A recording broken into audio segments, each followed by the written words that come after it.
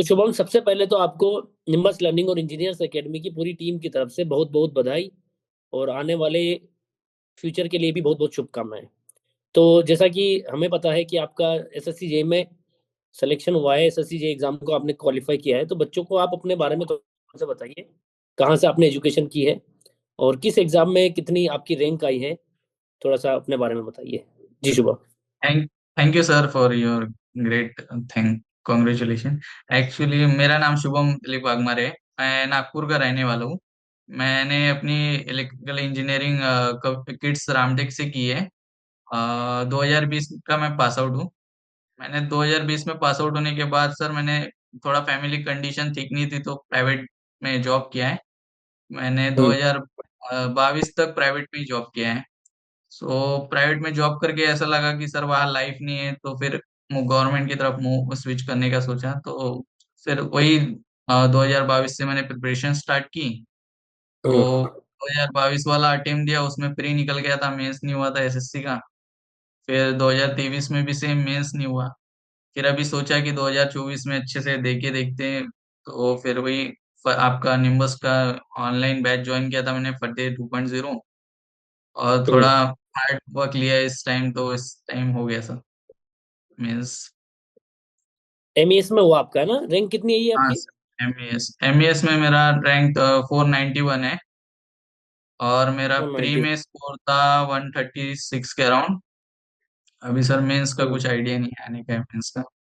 But raw मेरा 377 के आसपास जा रहा 377 के आसपास, चलो बढ़िया। ठीक है। अच्छा, एक बात बताइए कि बच्चों को ये बताइए, सम आपने बताया आप 3 साल में लगभग आपका सिलेक्शन हो गया है ना? लगभग 3 साल था। हाँ। आपको लगे हैं, है ना? बहुत सारे हाँ। बच्चे ऐसे हैं जो 2 साल, 2.5 साल, 3 साल उनको हो भी चुका है, 4 साल भी हो चुके हैं, 1। तो वो थोड़ा सा डिमोटिवेट होते हैं ना इस चीज को लेकर कि कैसे हमारा सिलेक्शन हो। तो आपने पढ़ाई कैसे की, मतलब क्या आपने स्ट्रेटेजी बनाई? और मुझे जैसा जहाँ तक पता है कि आप वर्क भी कर रहे हैं रेलवे में, आप करंटली वर्क भी कर रहे हैं, उसके हाँ। साथ साथ आपने अपनी प्रिपरेशन की है। तो किस तरीके हाँ। से इन चीजों को मैनेज करके आपने टाइम का यूटिलाइज किया है, कैसे आपने प्रिपरेशन की है? बच्चों को इसके बारे में बताइए ताकि वो भी उसको फॉलो करें और अपने मुकाम को हासिल करें। हाँ सर, एक्चुअली कैसा है ना, डिमोटिवेट इसलिए होता है क्योंकि कोई जॉब नहीं होता है और प्रेशर होता है। हम्म। बेसिकली फैमिली प्रेशर हो गया है, फिर आस पड़ोस वालों का प्रेशर होता ही है कि कितने दिन से जॉब नहीं कर रहा है, घर पे बैठा है। तो मेरे साथ तो वैसा नहीं था, बट मेरे साथ जो जॉब थी वो मेरे मेरे लिए हेक्टिक थी। क्योंकि हम्म। ग्रुप डी में बोले तो थोड़ा मतलब हार्ड वर्क भी रहता है और थोड़ा ये भी होता है। फिजिकल वर्क भी होता तो है। फिजिकल वर्क भी होता है वही। हम्म। तो इसलिए सर फिर ऑनलाइन मुझे लगा कि ऑनलाइन मोड थोड़ा अच्छा रहेगा, कि कोचिंग लगा लेते हैं मेंस के लिए, क्योंकि हर टाइम वही हो रहा था कि मुझे मेंस में ही कम हो जाता था। हाँ बिल्कुल। 2022 में जो मेंस हुआ था वो रिटर्न था, उस टाइम पे मुझे आइडिया नहीं था, लेकिन मैंने निम्बस अपना इंजीनियरिंग एकेडमी का टेस्ट सीरीज लिया था।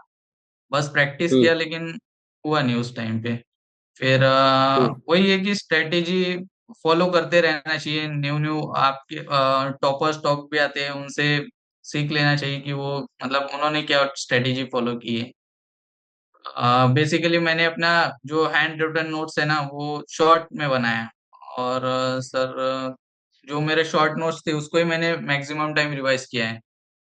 और वही है कि थोड़ा मतलब अपना प्रिसाइज वे में ऐसा लिखिए कि आप 2-3 दिन में एग्जाम के पहले वो फॉलो करके मतलब वही पढ़ के चले जाओ। तो वो मतलब क्या है ना कि एग्जाम में प्रेशर रहता है। अब जितना मतलब प्रिसाइज वे में पढ़ोगे और जितना रिलेवेंट पढ़ोगे वो ठीक होता है। अच्छा, मुझे एक बात बताइए, आपने जब तैयारी स्टार्ट की थी तब क्या क्या चैलेंजेस आपके सामने आए हैं तैयारी को लेकर के? चैलेंजेस तो सबसे बड़ा मेरे पास ये था कि टाइम मैनेजमेंट। बेसिकली रेलवेज में जॉब होता था वो, जाओ 8 बजे से जाओ और शाम में 5-6 बजे आओ। फिर नाइट में वही कि थोड़ा बहुत टाइम मिलता था तो उसमें पढ़ लेना चाहिए था। टाइम मैनेजमेंट का इशू था मेरे आगे।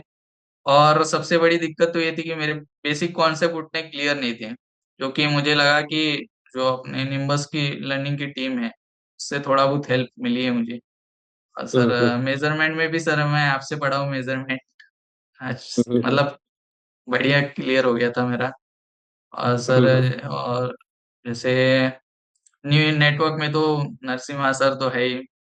उनका हम्म कॉन्सेप्ट इतना क्लियर है कि मुझे लगता है गेट लेवल भी हो जाता है उसमें। हम्म। नरसिम्हा। चलिए बढ़िया, अच्छी बात है। तो सिलेक्शन का श्रेय आप किसको देना चाहेंगे, मतलब किस चीज की आपको सबसे ज्यादा, मतलब किस चीज से सर, आपको सबसे ज्यादा हाँ, हेल्प मिली है? सर हम्म वो बेसिकली मैं अपने फीडबैक देना चाहूंगा अपने ब्रदर को। वो हम्म प्राइवेट में ही जॉब जॉब करता है, बट उसने मुझे हम्म मोटिवेट किया कि नहीं, तू प्रिपेयर कर, 1 महीना घर पे रह के जान दे, पैसा नहीं मिलेगा, सैलरी नहीं आएगी, लेकिन हम्म तू प्रिपेयर कर। और मेरे मामा भी रेलवे में वर्क करते हैं, वो एसएससी है, सीनियर सेक्शन इंजीनियर है। तो मुझे हम्म। उनसे भी मोटिवेशन मिलता है कि वो एज अ इंजीनियर जॉब कर रहे हैं, तो मुझे भी उनके जैसा फील, मतलब इंचार्ज वाला या फिर बनना चाहिए। और निम्बस का मोटिवेट। तो हमेशा साथ रहा है सर। वीडियो, ऑनलाइन वीडियो देखा है हम्म। यूट्यूब से।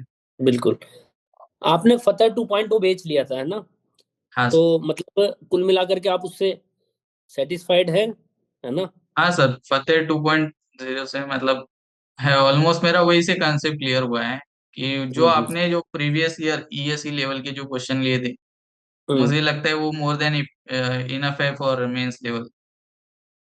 क्योंकि मेरा हमेशा मेंस में ही रह जाता था, अटक जाता था, तो मुझे लगा कि वो थोड़ा मेरे लिए सफिशिएंट है उतना डाटा।